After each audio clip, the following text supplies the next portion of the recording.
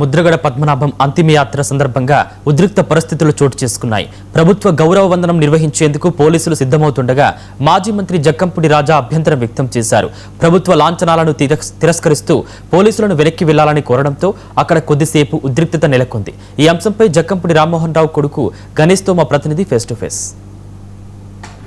ఉద్యమ నేత ముద్రగడ పద్మనాభం గారు అంతిమయాత్రలో పాల్గొని మనతో పాటు మాజీ మంత్రి జక్కంపూడి రామ్మోహన్ రావు గారు తనయులు జక్కంపూడి గణేష్ గారు ఉన్నారు.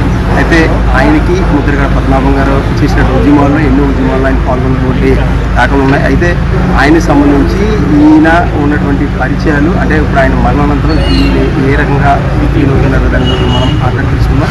ముఖ్యంగా చెప్పండి గణేష్ గారు, మీకు పద్మనాభం గారికి అంటే మీరు ఉద్యమాల్లో మీరు కలిసి పనిచేశారు, ఆ టైంలో మీకు ఆయన ఇన్స్పిరేషన్ అలాంటి ఎంతోమంది యువతకి స్ఫూర్తిదాయకంగా నిలిచినటువంటి గొప్ప ఉద్యమ నేత ముద్రగడ పద్మనాభం గారు.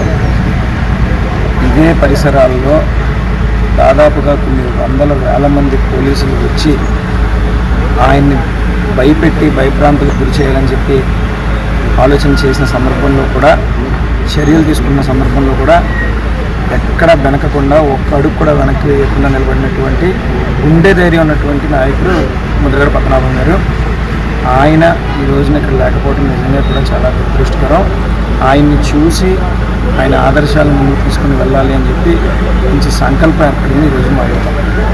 అంటే ఇప్పుడు ఉద్యమ పంద ఆయన మళ్ళీ నడిచారు. అయితే ఇదే ఉద్యమ పందాన్ని కొన్ని యువతలో తీసుకెళ్ళడానికి అసలు ఆసక్తి ఉన్నారు కదా, ఆయన లేకపోతే దీన్ని నడిపించగలను ఉద్యమం కోసం మాట్లాడాల్సి వస్తే పద్మనాభం గారు ఇప్పుడు ఒకే మాట చెప్పేవాడు, ఆయన ఉద్యమించిందే అసలు ప్రధానంగా యువత కోసం. కాపుల్లో ఎవరైనా డిఎస్పీ అవ్వాల్సిన వాడు ఎస్ఐగా మిగిలిపోయాడు, ఎస్ఐ అవ్వాల్సిన వాడు కానిస్టేబుల్గా మిగిలిపోయాడు, ఒక ఎంబీబీఎస్ చదువుకోవాల్సిన వాళ్ళు వెళ్ళి బీఫార్మసీలు చదువుకుంటూ ఉన్నారు. కేవలం రిజర్వేషన్ లేకపోవడం వల్ల మాత్రమే ఈ యొక్క పరిస్థితి ఏర్పడింది. రాజకీయంగా కూడా కాపులు వెనకబడి ఉన్నారు అన్న ఒకే ఒక ఆలోచనతో ఆ రోజున ముద్రగడ పద్మనాభం గారు అంత పెద్ద ఉద్యమానికి శ్రీకారం చుట్టారు. సరే, తర్వాత పరిణామాలు రకరకాలుగా మారినాయి, అది వేరే విషయం. కానీ ఆ ఉద్యమం అయితే ఖచ్చితంగా చిత్తశుద్ధితో న్యాయపరమైనటువంటి ఉద్యమం. ఖచ్చితంగా భవిష్యత్తులో ఈ ఉద్యమం ముందుకు వెళ్తుంది అని అంటే కనుక నా వంతు నేను కూడా గట్టిగా చిత్తశుద్ధితో పోరాటం చేయడానికి సిద్ధంగా.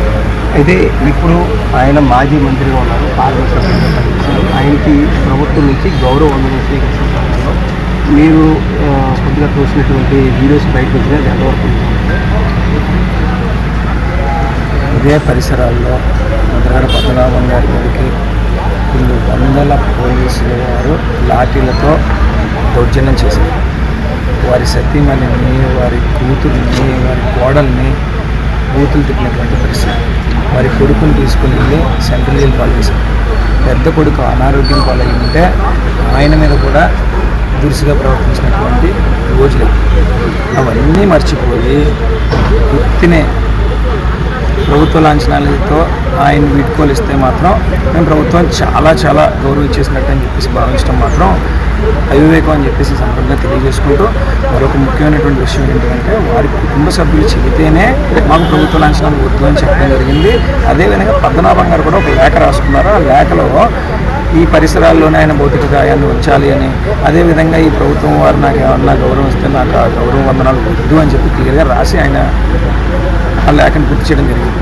ఆయన చెప్పిన తర్వాత ఆయన ఆఖరి కోరిక, ఆయన యొక్క ఆదేశం శిరస వహించాలి మేము ఆయన అనుచరులుగా, అదే చేసాం.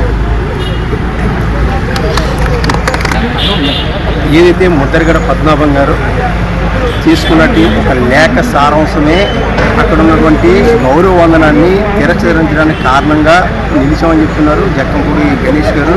అందువల్లనే గౌరవ వందనాన్ని మేము తిరస్కరిస్తున్నాం. అది ఆయన యొక్క ఆత్మశాంతికి ఆ గౌరవ వందనాన్ని తిరస్కరించాలని చెప్పడం, అది మేము చేయటం ఆయన అనుచరులుగా మేము చేసామని చెప్పి చెప్తున్నారు.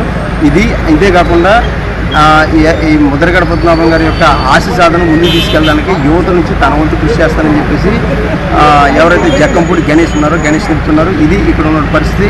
కెమెరామెన్ శ్రీహరితో మోహన్, రీజనల్ కోఆర్డినేటర్ కుమ్మర్దూరు.